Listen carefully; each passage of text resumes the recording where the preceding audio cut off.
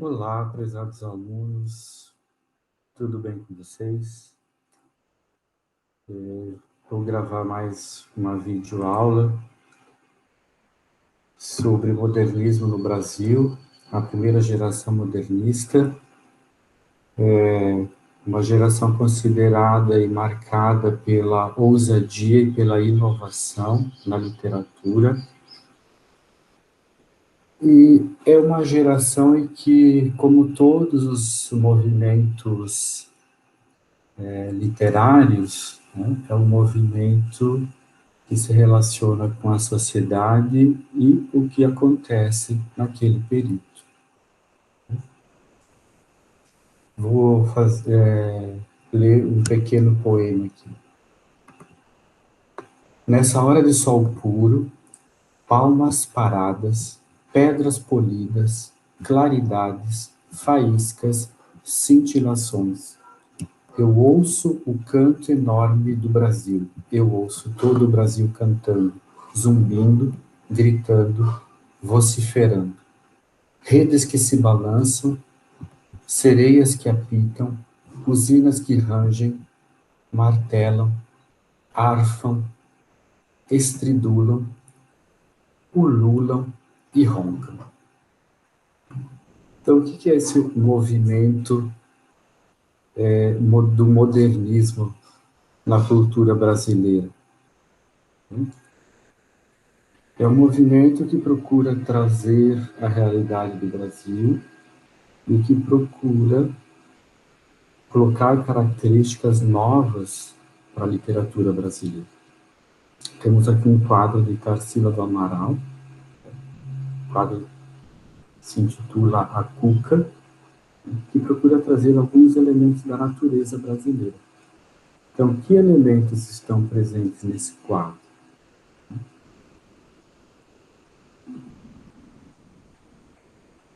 O outro quadro de Tarsila, da primeira geração do modernismo.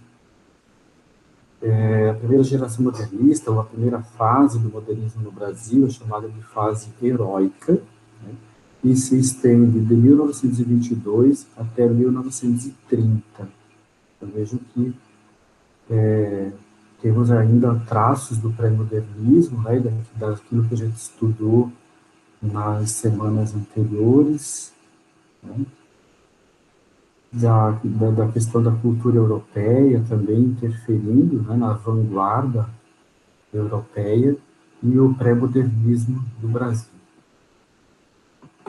Então, uma das características é a valorização do linguajar brasileiro espontâneo, né, em detrimento de uma visão de uma linguagem elitista, que até então era defendida pela literatura. O uso enfático do humor, da ironia e do sarcasmo também são traços marcantes nesse movimento. Então, também não se esqueçam, né, que o modernismo ele foi um movimento artístico, cultural, político e social bem amplo. Tá? Então, ele não se ficou restrito apenas à arte e à literatura. Ele tem muitos aspectos políticos e sociais vivenciados naquele período. E no Brasil ele foi dividido em 3 fases, né, onde cada uma apresentava sua singularidade segundo o contexto histórico inserido. Então, a gente vai ver características específicas da primeira fase. Então, um pequeno resumo, né, da primeira geração modernista. Ele praticamente se inicia, né, na Semana da Arte Moderna, em 1922, que foi, sem dúvida, o marco mais importante da estética moderna no Brasil. Foi um evento que ocorreu em São Paulo, no Teatro Municipal, durante os dias 11 a 18 de fevereiro de 1922. Ele representou uma ruptura com os padrões artísticos tradicionais dos movimentos literários anteriores, e não só literários, os movimentos culturais que se apresentavam até então. A semana reuniu apresentações de dança, de música, de exposições, recitações de poesias, entre outras atividades. Ele chocou grande parte da população brasileira por estar avessa ao tradicionalismo vigente, estabelecendo assim novos paradigmas para a arte.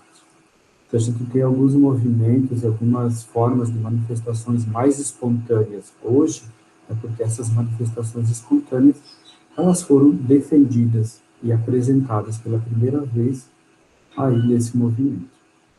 Os artistas envolvidos, eles tinham como principal intuito, né, como principal objetivo, apresentar uma estética inovadora, pautada nas vanguardas artísticas europeias, né, que a gente viu na aula anterior, que foi o cubismo, o futurismo, o expressionismo, o dadaísmo, o surrealismo, entre outras escolas literárias ou movimentos literários, né, que foram iniciados a partir do século XX, especialmente desenvolvidos na Europa. No Brasil, eles fizeram parte praticamente do pré-modernismo.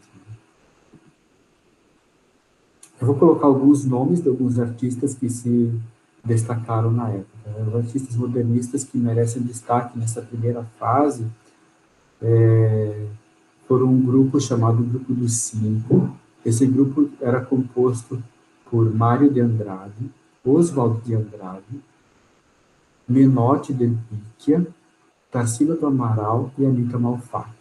Esses são os que têm assim, principais destaques, ou seja, foram os que praticamente organizaram esse movimento. Mas não são os únicos, tá? Mas são os maiores.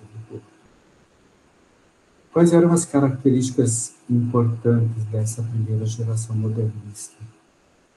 Nacionalismo crítico e ufanista, né? A crença de que o Brasil poderia ser melhor e ser mais autônomo, menos dependente da cultura dos outros países. Valorização do cotidiano, das coisas do dia a dia, né? Por isso os poemas, as coisas ressaltavam as características do cotidiano, críticas à realidade brasileira, então esse olhar crítico para o que estava acontecendo e não aceitar tudo na imposição dos políticos e dos que administravam o capital brasileiro, resgate das raízes culturais brasileiras, que é voltar para o povo em si, na verdade. Então, por exemplo, aquele poema que comecei a ler no início, de Ronald Carvalho, ele acrescenta: nessa hora de sol puro, eu ouço o Brasil. Todas as tuas conversas, pátria morena, correm pelo ar. A conversa dos fazendeiros nos cafezais, a conversa dos mineiros nas galerias de ouro, a conversa dos operários nos fornos de aço, a conversa dos garimpeiros peneirando as bateias, a conversa dos coronéis nas varandas das roças. Mas o que eu ouço, antes de tudo, nessa hora de sol puro, palmas paradas, pedras polidas, claridades, brilhos, faíscas, cintilações. É uma renovação também da linguagem, né, uma oposição ao parnasianismo e ao academicismo dos movimentos anteriores. Experimentação estética, ou seja, não existia, eles não defendiam uma coisa pronta, né? Renovação artística, ironia, sarcasmo, irreverência, caráter anárquico e destruidor, uso de versos livres e sem rimas. Tá? E os movimentos anteriores defendiam rimas perfeitas, principalmente em relação aos poemas. Além dos cinco, do grupo dos cinco que eu já citei, né, os autores Mário de Andrade, Oswald de Andrade, Menotti de Picchia, Tarsila do Amaral e Anita Malfatti, temos também Manuel Bandeira, Graça Aranha, Victor Brecheret, e esses escritores, todos esses autores, né, além de escritores, por exemplo, Manuel Bandeira foi professor, foi crítico de arte, historiador. Em sua obra poética destaca-se A Cinza das Horas, Libertinagem e Lira dos 50 anos. Graça Aranha também foi escritor, foi um diplomata brasileiro, e a principal obra dele é Canaã. Já Brecheret, ele foi escultor ítalo-brasileiro, ou seja, nasceu na Itália e veio para o Brasil. E a sua obra é o Monumento às Bandeiras, na cidade de São Paulo, a sua obra principal. Temos ainda Plínio Salgado, também escritor, político, jornalista, né? Ronald Carvalho, poeta, político brasileiro. Guilherme de Almeida, escritor, jornalista, crítico de cinema. Sérgio Millier, escritor, pintor, crítico de arte. Eu vejo que eram pessoas da sociedade, né? Políticos, jornalistas, ou professores. Tá?